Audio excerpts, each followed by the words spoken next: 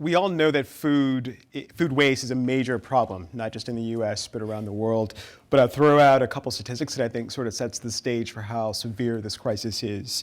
In the US alone, more than half of the food that's produced every year is basically thrown away, which basically means it's like $160 billion that we're throwing away every single year. Globally, there's about $3 trillion worth of food that's being thrown away every year. There's a lot of innovative solutions that are being developed around the world, and one of those solutions is being developed by an awesome woman named Jasmine Crowe, who has founded a company called Goodr, based in Atlanta. And so I'm going to invite Jasmine up on stage and to tell a little bit about her story. Welcome to Techonomy. Thank you so much for having me. So Jasmine, tell us a little bit about you and your origin story and how you sort of became an entrepreneur who eventually landed at the intersection of tech and food. Yeah, my origin story began as a military child. My dad was in the Air Force, so I lived really all over the country and then even in parts of Europe. I got into social impact in about 2010. I had just finished a stint working for the Phoenix Suns. I was originally working in the sales team, but really felt that community relations was where I wanted to be, so I spent a lot of time volunteering with different players. And from there, I started helping a lot of NFL, NBA players, arts and entertainers start their nonprofits. And we would do things like turkey giveaways at Thanksgiving, and I felt that they were very much seasonal givers. And I would say to them, hey, the same people that are in a line for a turkey in November are probably hungry throughout the year. And that's when I first started seeing the need and decided I wanted to solve it and became a social entrepreneur. And so at what point did the aha moment hit you that Goodr was something that you could turn into an actual business? Well, I hosted these events called Sunday Soul. It was a mixture of good old school music like, Al Green and the Temptations. Good stuff. And yeah, really good stuff. And then really good food. And so I would be feeding, upwards to 500 people every 2 weeks. It became a kind of a cult volunteer opportunity in downtown Atlanta. And a video from one of my pop-up restaurants where I would rent tables and chairs and linens, very similar to how people are sitting today, it went viral on Facebook. And people were saying, this is so amazing. Which restaurants donate the food? And the reality was nobody. I was couponing, price matching. I always say I'm the reason Walmart doesn't price match anymore. And going to all these different farmers markets and cooking for upwards to 15 to 20 hours just to feed people a really good meal every other Sunday. And it just was like a big aha moment, like why aren't businesses donating this food? And so what specifically led to Goodr, and what is Goodr? So what led to Goodr is people asking me who donates the food and me thinking, why am I spending 40 hours every 2 weeks to do this? I started going to restaurants and asking them, why don't you donate your surplus food? Found out that they were fearful of two things. One, it was the liability, but more so they were really unaware. They were unaware that there was federal protection under the Good Samaritan Act that had been in existence since 1996, but also they were unaware that there was enhanced tax incentives, that allowed them to write off up to 30% of their annual income. So what I saw was that there just needed to be more education, but more of a quick service solution. I saw hunger not as an issue of scarcity, looking at this facts that you just stated, about 72 billion pounds of perfectly good food is going to waste, 60% of that coming from consumer-facing businesses. So these are the restaurants that we eat at, the grocery stores that we shop at. And I saw it as a logistics issue. So if these businesses had the food, if I could cover the liability, and how would it be easy for them to donate it? And so it was, hey, let's do it very similar to like a Uber Eats in reverse, right? Can we go to these same restaurants, these same businesses, get this excess food that they would typically throw away and get it to people in need? So Goodr is a food waste management company that's tech enabled. And to be clear, was the primary form in its current form mainly an app, a website, both, or give folks a sense of what Goodr is and what it looks like? So we have a mobile app, and then we also have a portal. So our mobile app is typically used by associate shift managers at the end of the night. We have customers from airports to convention centers to chain restaurants like Chick-fil-A. They would use the app. They would literally click it, can integrate into their POS system, click on the items that they have to donate. Our platform calculates in real time the tax value of those items, as well as the weight. And why the weight is important, we can also tell our clients for every pound of food we keep out of landfill, how many gallons of water they're saving, how many hours of labor that would have gone wasted that they've helped to reduce, how much carbon dioxide and methane gas they're reducing and preventing from the environment. So we're helping them tell a sustainability story, but also a community impact story. So that's how the app works, very easy user experience there. Our portal allows anybody from that company to sit down and drill city by city, state by state. They can look at each restaurant, see what's taking place on food diversion in real time. They can look at environmental impact data. They can also see things like the items that they waste the most. And that's what's very important. We're helping customers like Einstein's Bagels when we first started working with them. Because they had a brand standard of fresh bagels every 3 hours, we were picking up from them anywhere from 400 to 500 bagels a night. People will say like— Per store? Per store, yeah. And people would say, by giving customers this data, are you going to put yourself out of business? But we don't, because there's really no predictability. In the Atlanta airport, which is one of our first large customers, how many flights are delayed, how many people have to run past every restaurant just to get to their gate. So all this food is prepared. Businesses never know. But what's important to know is no one likes a blueberry cream bagel. And so you don't need to make so many every day because you're wasting. Some people do. I mean, but not a lot of people. I'm not one of them. I know the numbers here. Yeah. So yeah, not a lot of people like certain things. So giving them those insights so that they can make better food production and ordering decisions as well. Totally. Walk us through very briefly what your distribution process looks like. Yeah. So again, it's a logistics issue. We work with logistics partners from all over the country. One of our biggest partners is Roadie. They got started delivering lost luggage, found out about them, and went and met with the CEO. So now when that request for a pickup is submitted, we now have a leverage of several nonprofits that we can work with to get the food to, but our logistics providers can be a Roadie, a DoorDash, a Grubhub, who gets that alert. Those drivers that are already out there, why were we going to create a whole nother system when we had hundreds of people that are already driving in the shared economy every single hour? They get that alert, they go pick up the food, and then we deliver it to a nonprofit organization within a 2 to 5 mile radius of where we pick it up from. We do that to make sure that the food travels safely and efficiently, but also to allow our customers to really give back in their own backyards. Food safety is obviously so important for so many reasons we can unpack later, but give us a quick sense of the sort of food safety processes that you've had to put in place.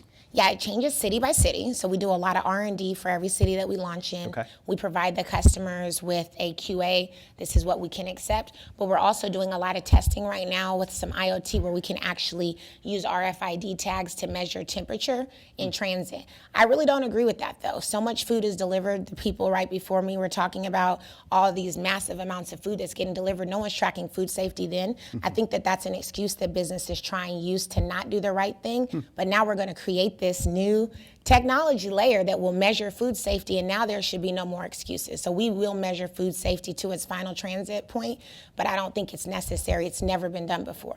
Jasmine, I want to talk for a bit about, hello.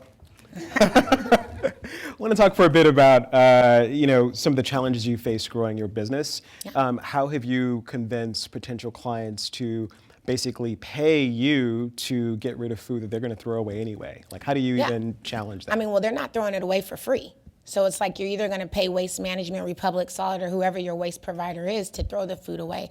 With Gooder, you're paying us. You're not saving a ton of money on the difference between what you're paying Waste Management or Republic Solid, but our dollar goes further. With us now, you have a sustainability story. You have a corporate social responsibility story that you could tell your constituents on how you're addressing hunger in your communities.